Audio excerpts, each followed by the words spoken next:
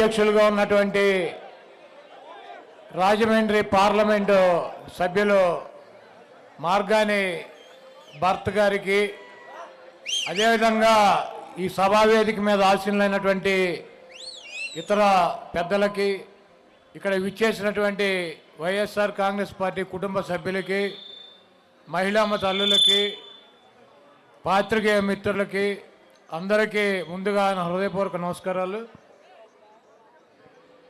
ఈ రాజమండ్రి దాదాపు ప్రతి 2 నెలలకి 3 నెలలకి ఈ పాత హైవే ఈ రోడ్డు ఉండేది, మెయిన్ రోడ్డు, మన లాలాచేరు వెళ్ళేటువంటి కొవ్వూరు మీదగా కాకుండా ఇటు తాడేపల్లిగూడ మీద తణుకు మీదకి వచ్చేటువంటి రోడ్డు. నేను వైజాగ్ రెగ్యులర్గా తిరగటం, రాజమండ్రి లాగటం నాకు దాదాపు 25 సంవత్సరాల నుంచి ఈ రాజమండ్రి పట్టణం తెలుసు.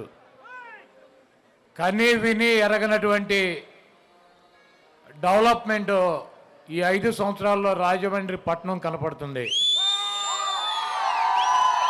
ఫ్లైఓవర్లు కావచ్చు, రైల్వే స్టేషన్ కావచ్చు, ఇక్కడ ఉన్నటువంటి ఈ కంబాల చెరువు కావచ్చు, ఈ మైదానం కావచ్చు, డివైడర్లు కావచ్చు, రోడ్లు కావచ్చు, ఫ్లైఓవర్లు కావచ్చు, ఈ రాజమండ్రి పట్టణంలో ఉన్నటువంటి కొత్తగా నిర్మాణం చేసినటువంటి మెడికల్ కాలేజీ కావచ్చు, అనేక సామాజిక వర్గాలకు కేటాయించినటువంటి కమ్యూనిటీ హాల్స్ కావచ్చు, ఇక్కడ ఉన్నటువంటి 25,000 మంది నిరుపేదలకి ఇళ్ళు పట్టాలు ఇవ్వాలన్నటువంటి దృఢ సంకల్పంతో ముఖ్యమంత్రి గారితో మాట్లాడి ఆ పట్టాలు ఇచ్చేటువంటి కార్యక్రమం కావచ్చు, ఒక ప్రజాప్రతినిధి తన ప్రాంతాన్ని అభివృద్ధి చేసుకోవాలన్నటువంటి చిత్తశుద్ధితో పనిచేస్తే ఆ ప్రాంతం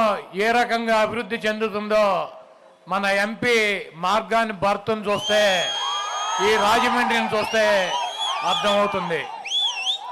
తప్పకుండా శాసనసభ్యుడిగా పోటీ చేయి భరత్, నువ్వు గెలుస్తావు. తప్పకుండా మన ప్రభుత్వం వస్తుంది. ఆ రాజమండ్రి ప్రాంతాన్ని వైఎస్ఆర్ కంచుకోటగా తీర్చిదిద్దాల్సినటువంటి బాధ్యత నీ మీద ఉందని చెప్పి ముఖ్యమంత్రి జగన్మోహన్ రెడ్డి గారు భరత్ను రాజమండ్రి సిటీకి శాసనసభ్యుడిగా పంపించడం జరిగింది. ఈరోజు జగన్మోహన్ రెడ్డి గారి గురించి, లేకపోతే మా గురించి, లేకపోతే ఇక్కడ ఉన్నటువంటి భరత్ గురించి అనేక కథనాలు జగన్మోహన్ రెడ్డి గారు చెబుతూ ఉంటాడు. మనం ఒకరితో కాదు ఫైట్ చేసేది, చంద్రబాబుతో అని. అది వాస్తవం. చంద్రబాబు కనుక ఒక్కడే వస్తే జగన్మోహన్ రెడ్డి గారు ఫుట్బాల్లాగా ఒక తన్ను తంతే ఒక 20 సంవత్సరాలు కనపడ్డి రాష్ట్రంలో. ఆ సంగతి ఆయన కూడా తెలుసు. అందుకే ఒక పక్కన దత్తపుత్రుని పెట్టుకుంటాడు, ఇంకో పక్కన ఉత్తపుత్రుని పెట్టుకుంటాడు, వెనకాల బీజేపీ వదినమ్మ వస్తుంది, ముందేమో ఇప్పుడు కాంగ్రెస్ షర్మిలమ్మని తెచ్చుకున్నాడు, చెల్లెమ్మనే. వీళ్ళందరూ కాక మళ్ళీ ఈనాడు డ్రామోజీరావు ఒకడు, ఆంధ్రజ్యోతి రాధాకృష్ణ, TV5 బిఆర్ నాయుడు, ఆ మహా టీవీలో పౌడర్ డబ్బా ఒకడు. ఇప్పుడు వీళ్ళందరూ సరిపోక నిన్న రాత్రి ఒకడు పట్టుకొచ్చారు, పీకే ప్రశాంత్ కిషోర్. ఆ నైపాక్లోంచి పీకేసి పక్కన పడేసి 3 ఏళ్ళు అయింది.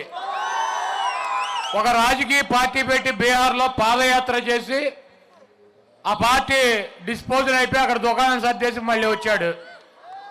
అంటే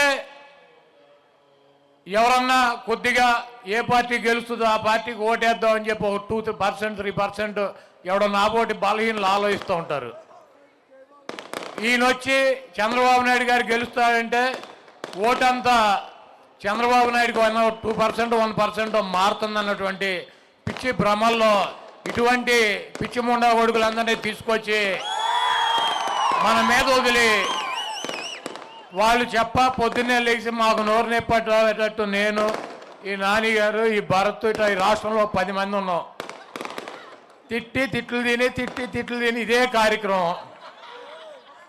అయినా కూడా మా ప్రాణం పోయిన జగన్మోహన్ రెడ్డి గారి కోసం, ఈ రాష్ట్ర భవిష్యత్తు కోసం మేము తప్పకుండా జగన్మోహన్ రెడ్డి గారి వెనకాల నిలబడతాం. ఎందుకంటే ఇప్పుడు పేర్నాని గారు చెప్పారు, ఒక పేదవాడు తన పిల్లల్ని ఉన్నతమైనటువంటి చదువులు చదివించుకోవాలని ఉంటుంది. వాళ్ళకి ఒక మంచి ఇంగ్లీష్ మీడియంలోనో ఒక ప్రైవేట్ స్కూల్లోనో చదివించాల్సినటువంటి బాధ్యత ఉంటుంది, చదివించాలని ఉంటుంది.